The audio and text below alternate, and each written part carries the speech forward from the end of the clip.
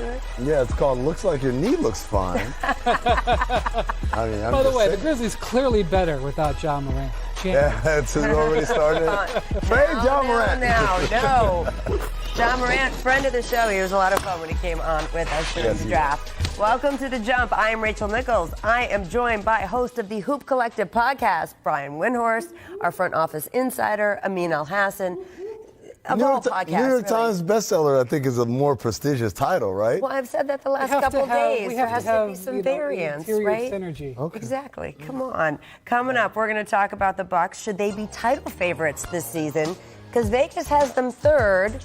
But is that just the LA money coming in? We'll talk about How's that. the Milwaukee money coming in? First, though, Giannis Antetokounmpo's story is well documented. The son of Nigerian immigrants, Giannis grew up in a working-class suburb of Athens, and money was very tight. Giannis and his brothers would help his parents sell watches and trinkets on the street, and when the brothers played basketball, they'd often make sure to play in separate games so they could share a pair of shoes between them. Fast forward 10 years, and everything has changed.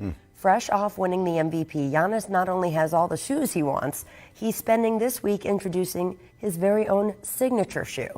I caught up with him here in LA. Take a look. Giannis finishes ferociously. He's almost unstoppable. NBA Most Valuable Player goes to Giannis Antetokounmpo.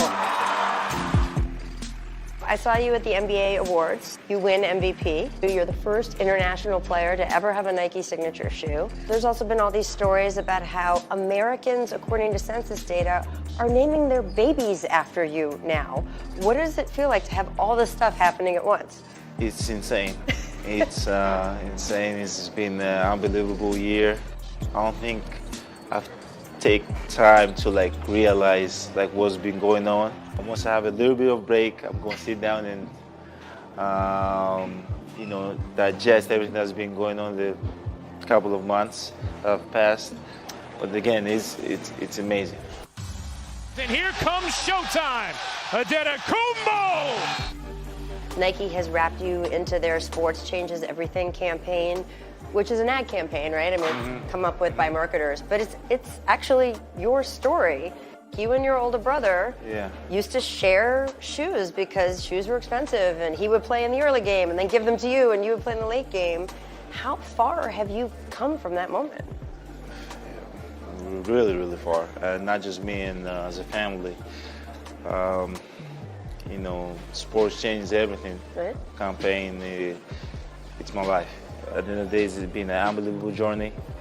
I can never take nothing for granted. Every day I realize how much blessed I am. How many shoes do you own now? Around 4,000 pairs of shoes. Wait, where do you keep these shoes? Actually, I got a shoe closet. The size of an apartment? 4,000 pairs of shoes? No, it's a big room, okay. Which in there is probably around 300, 400. Yeah. But I got a lot of storage unit that I have in my house, and I have a lot of shoes in Greece also. We will talk about your shoe problem a little bit more at some other time. I just want to know if the MVP thing has sunk in yet. You are the MVP of the NBA. Great drink flush. Man, I'm really happy about it. I'm not gonna lie, but the MVP word, I probably do not want to hear it again ever in my life, because it's a great accomplishment, it's a great honor, but that's in the past now. Wait, you don't want to ever hear the words MVP again in your life? The letters MVP? I think it's gotten too You know much. that you can win it again, right? I can win it again, I know that. But usually when you hear that, you tend to relax. And I feel like, if I keep thinking, okay, I'm the MVP of this league, I'm the MVP of this league, what's going to happen? I'm just going to relax. And I do not want to do that in any case.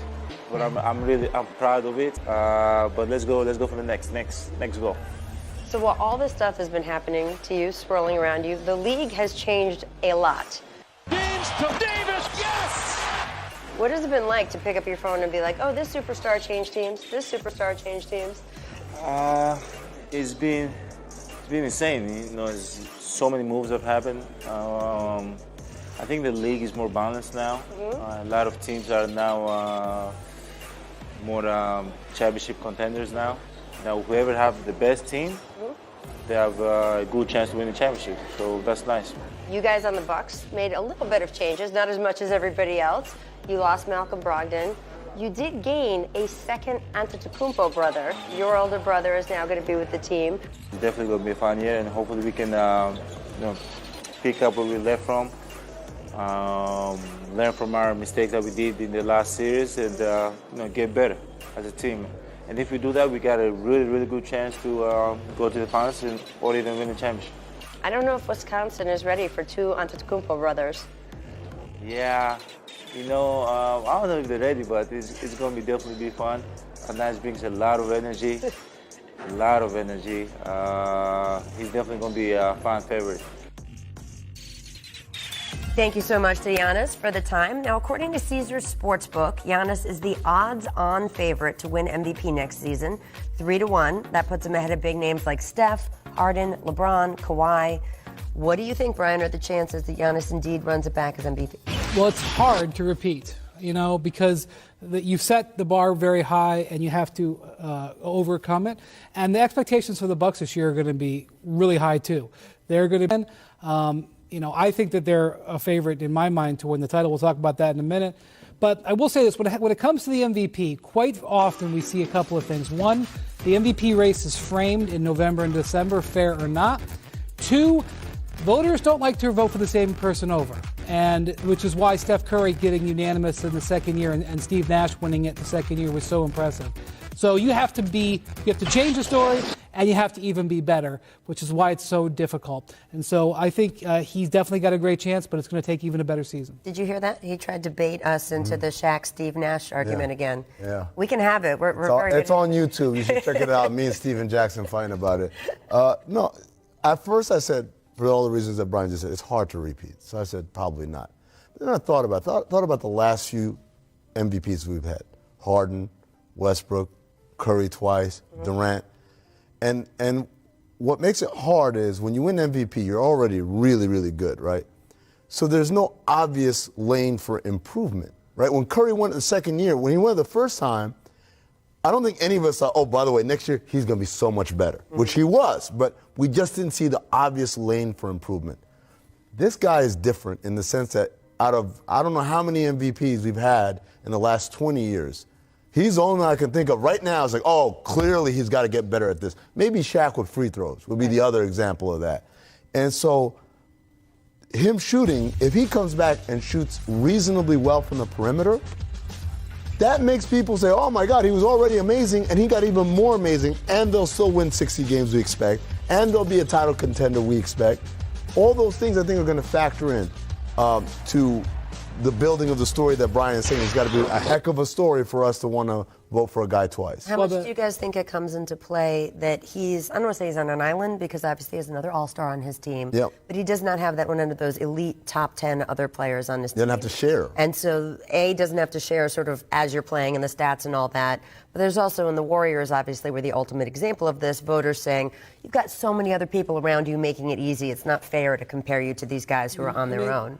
I think the pump is prime for Steph but it's going to require the Warriors to get off to a great start. I mean, not going to have to go 20-0, but I mean, they're going to have to, people are going to have low expectations for them, and he's going to have to achieve them. So to me, the 5-1 there on Steph's pretty good. It's actually out of respect to Giannis, like Amin was saying, because we do actually believe that he can get better. And him being the favorite, again, is a tipping of the cap that he can. I actually think James Harden is overvalued here because I think it's going to be difficult for him with for what Rachel just said. Westbrook. Absolutely. All right, well, let's go to the team overall then, because we heard Giannis say that the Bucks have a good chance to go to the finals given this new NBA landscape.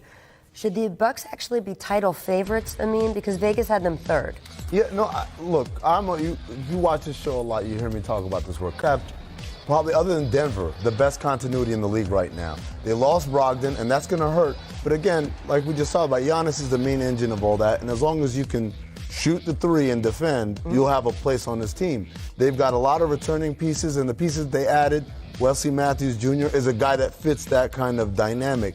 So I think, this is an excellent offensive team, excellent defensive team. And by the way, where a lot of these teams are coming in to training camp playbook 101. The Bucks are on 201 or maybe even 301 because everyone here knows the playbook. Everyone knows what we're doing. And so you got the same kind of dynamic that happened to the Warriors 4 years ago, whenever, 15, 16. The idea is you guys are all learning a new playbook. We're getting deeper into the playbook that we already have. Plus, the East, I think, will be less deep this year. I could be proven wrong on that, but the Raptors are not going to be as good. The Celtics are up in the air. We'll see if the Pacers are able to rise up into that. But I feel like that they may be able to grab the East and win it potentially where they were unable to get through with the Raptors last year. So, I think the pump is primed for them if they stay healthy. And also, I know. 2 prime pumps. That's right. And they also have a replacement for Malcolm Brogdon. They're different type of players, but George Hill and Eric Bledsoe stepping in there, it's not like that they have a gaping hole. So I think that they've got a quality 2-deep roster all the way through. Absolutely. By the way, we need like a pop-up Zach Lowe in the studio. Whenever someone has a saying, right? Doesn't he love to explain where like the pump is primed from or something like that? I think a pop-up Zach Lowe is a good idea in general. Just in general, right? Have a him little pop right up. pop-up. They do that a lot on Levitard Show. Right? If you say something like that, Dan will stop everything and say, where did that come from? And Zach the is great Stugats at will that. come up. Let's see if I can get it in a third time in the show. There you go. We'll have to see. We'll have to Find that pump. You can watch for that. You could also keep with us because we're going to discuss the fact that the Miami Heat are reportedly interested in Chris Paul, but they would also want draft compensation back. Is that worth it for OKC? We'll discuss that. First, though, here's a distant replay from this date in 2009. We're making up for yesterday's distant replay. This is a Blake Griffin has the young hops. He doesn't have boring highlights, so let's see how this Too many goes. people know who Greg Steamsma is. Thomas and Mack. Oh! There was a Greg Steamsma reference there real quick. The polar bear. Remember that? Was this